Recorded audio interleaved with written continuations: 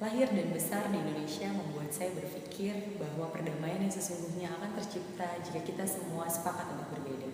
Kita sepakat bahwa kita tidak sama dan kita sepakat bahwa kita berasal dari suku, agama, budaya, pendidikan, pandangan politik, orientasi seksual, dan semua hal yang seharusnya membuat kita kaya.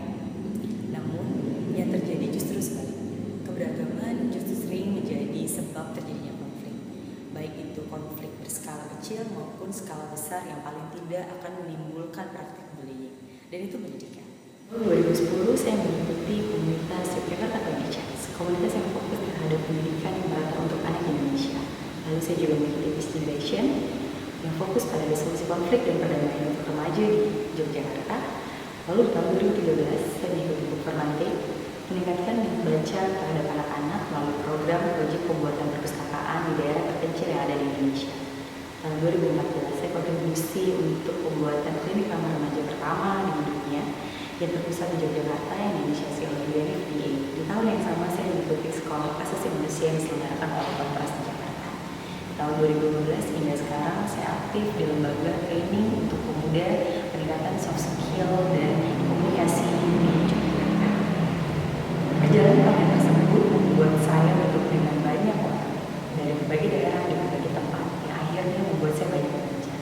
Saya jadi menyimpulkan satu fakta yang akhirnya saya amini bahwa pendidikan, keberagaman, dan hak asasi manusia di Indonesia belum terdistribusi secara nyata dan merata. Menarik saat saya akhirnya mendengar Habibie Center mengusung konsep pelibatan dalam cerita ini. Kenapa? Karena saya merasa dan saya percaya bahwa untuk membuat sesuatu, mengubah sesuatu, dan untuk melakukan perubahan terhadap sesuatu, kita perlu banyak dukungan, kita butuh support system yang banyak. Oleh sebab itu, dengan melibatkan teknologi ke dalam kegiatan ini, saya menaruh harapan yang besar bahwa paling tidak informasi dan konten positif dari kegiatan ini bisa menghiasi media sosial dan bisa membuat anak-anak yang ada di Indonesia, khususnya remaja, bisa paham dan belajar apa itu makna keberagaman yang sesungguhnya.